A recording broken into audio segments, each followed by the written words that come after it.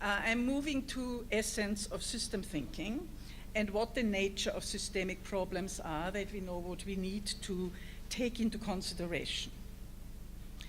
First of all, problems are multidimensional. So if you're looking at education, you don't need to read what's around there. That was produced by some teachers I had once a workshop with. What are co-producing education problems? There are numerous co-producing factors, and they are not all. I just ran out of space on my slide, so I just put a few there. Moreover, some of these issues are political, some are economic, some are cultural, some are psychological, some are ecological, physiological, biological, physical, and of course technological. So you cannot hold a minister of education alone responsible for a failing education system. It is co-produced by all these co-factors, by numerous stakeholders. And we haven't got around to the fact that these stakeholders have unique contributions and unique knowledge that needs to be harnessed to create a larger whole.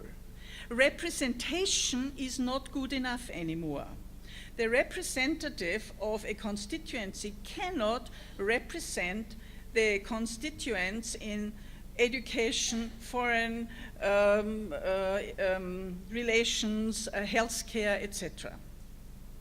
We need to have more knowledge from stakeholders, which are function-based concepts. So one of the change management principles is to involve stakeholders from one dimension, from all dimensions. So if you are leading or have a decision to make sure that all stakeholders from all dimensions are there. It is not possible to say, I don't want to deal with that stakeholder, because that stakeholder is uncomfortable. So we have to learn to accommodate diversity, and system thinking helps us in that. Another really key concept, if not the key concept of system thinking, is emergence. The education system that we have emerges from the many decisions by many stakeholders in unique ways, and it is different as we go on. By the time you're changing the system and you think you're changing it, other stakeholders have already changed it, and the outcome is completely different than what you planned. You can't control the universe anymore as a government, and we have to learn that. We have to learn to align stakeholders around shared ideals.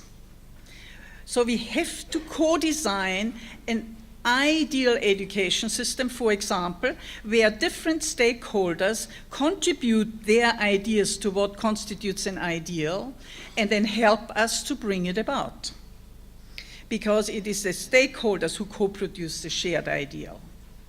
The old system of going into opposition, that I don't like what you as a government are doing, is not sufficient. We have to get, if the opposition has something, a valid point, it is a valid point in the larger whole, and we need to learn to integrate that and to incorporate that. Because if we can't create win-win, there's no more win-lose, there's only lose-lose. If you don't want to accommodate me, I can undermine you. So if I can't win, I make sure you lose. So we are getting into a very destructive environment unless we learn to transform into a cooperative one. Another issue of system thinking is problems impact on each other. Now these little boxes with the writing in are some of the cofactors from here. So not only do these cofactors impinge on education, but they also impinge on each other. And you can see how complex the picture is. So you make a change in education, there will be a change in economics, there will be a change in infrastructure development. Now this feeds back on changes in education and so on. Change ripples through all systems. You cannot avoid that from happening. and change becomes increasingly fast. So what we have to learn to do is manage change through iteration.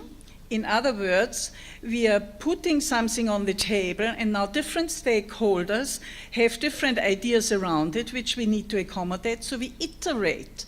This is a very important contribution to the way we do public participation. And then self-referral, which means I have to ask myself as a system, what does the change mean for me, and how can I contribute to A, bring it about, or create the change that is desirable for all of us. So this is what system thinking is dealing with as an issue. Let us look now at how systems change. We have two concepts here, a current versus an ideal future. The current situation in education or any other system was brought about by past decisions of past decision makers. If we are not changing our policies, our strategies, we are moving into what we call a current future. And that normally involves deterioration. Some of you may know that analogy of the boiling frogs, that the situation gets worse and worse, and suddenly you are boiled. How can we avoid that? And the complexity gets also more, because the environment changes, and what works today doesn't work tomorrow, so today's strategies are not suitable for tomorrow's strategies, but we don't know what other strategies to use unless we have an ideal future. We have co-designed the ideal education system, and we backcast strategies from there on how to change the system now. So the change methodology that system thinking advances is, first of all, problem analysis. You're going to do a little bit of that today. That gives us an understanding of the current situation and where we are moving to.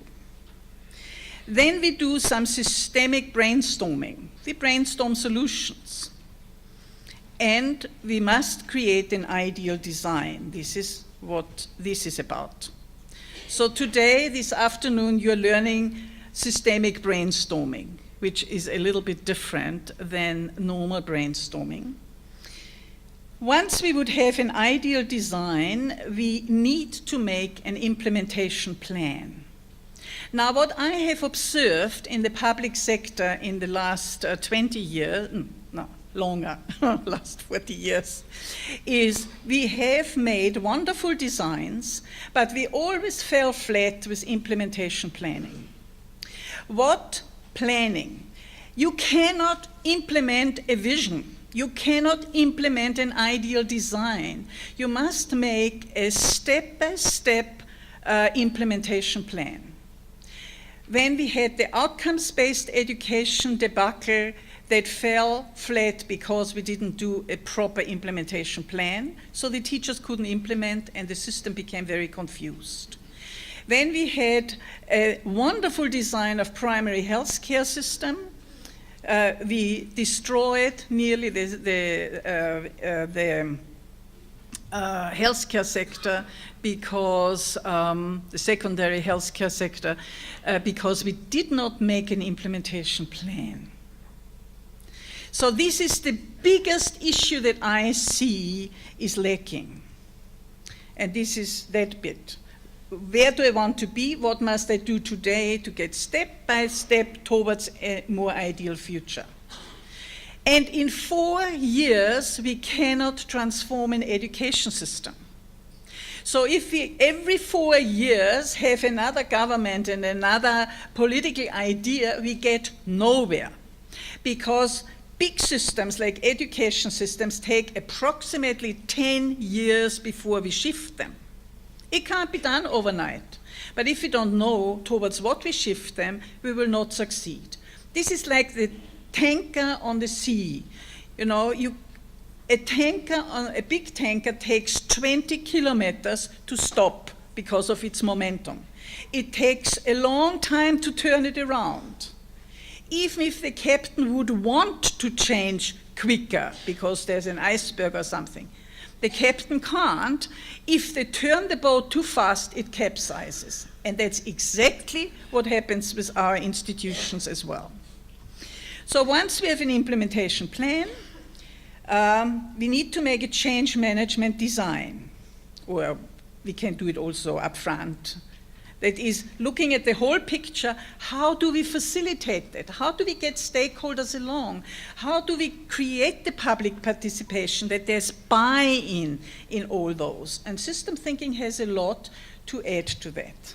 And when we've done all that and there's alignment amongst stakeholders, only then can we implement. If we implement before, we will fail. And there's one important point that arises out of the current and ideal future, and that is the logic of the problem is not the logic of the solution.